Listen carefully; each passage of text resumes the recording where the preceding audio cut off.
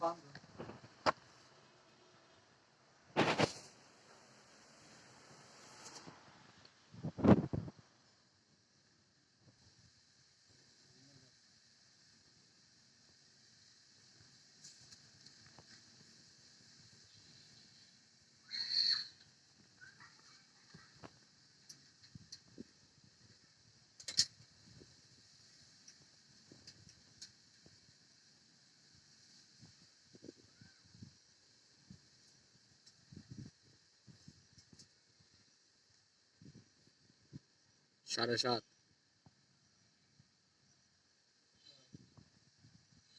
ঠিক আছে, অপোজিট ডিরেকশনে ধরেন।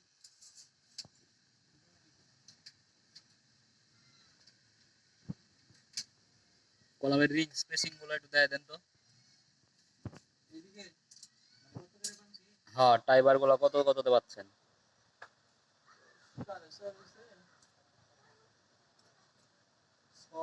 একবারে 3-4টা করে গ্যাপ ধরেন।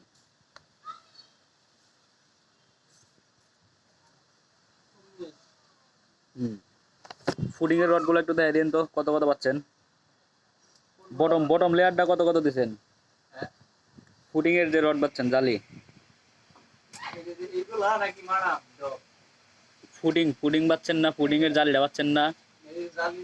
হ্যাঁ, নিচের নিচের লেয়ারটা কত পাচ্ছেন আর উপরের লেয়ারটা কত পাচ্ছেন? একটা একটা গ্যাপ না, কয়েকটা গ্যাপ একবার ধরেন।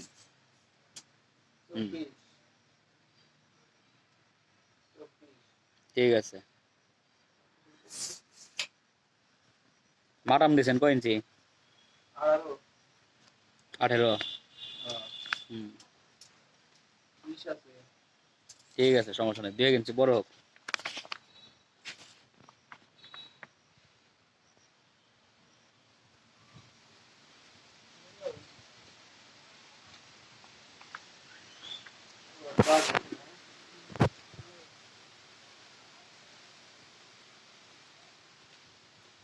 কলামের সেন্টারে কোনো শল পয়েন্ট নাই?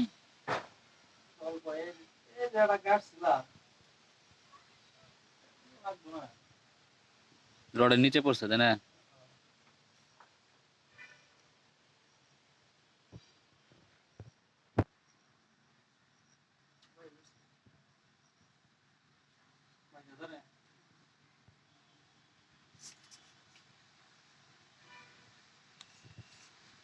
ঢালাইয়ের হাইট কতটুকু দেওয়া হয়েছে? কলামে মার্কিং করা আছে না শুধু শাটারিং এ মার্কিং করছেন? কোনটা? ওটা টান দিয়ে বাইরে দিয়ে বের করে রাখেন, নাহলে বুঝতে পারবো না। শাটারিং হাইট তো ঠিক আছে তাই না? সবচেয়ে শর্ট হাইট শাটারিং কোন পাশে? যেই পাশে না? দেন তো এই পাশে 15 আছে কিনা? 16, আচ্ছা সমস্যা নাই।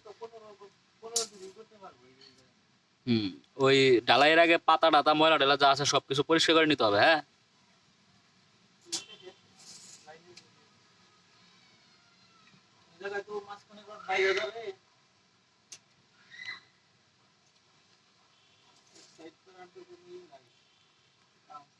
দুই পাশে দুই মাথায় দেখান।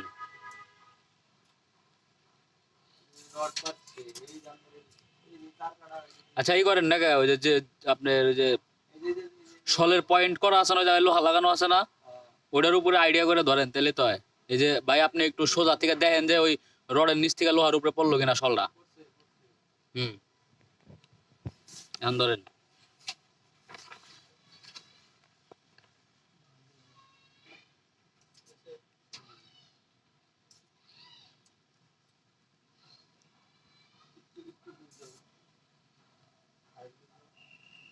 একদম লোহা বরাবর আছে কিনা ওটা দেখেন।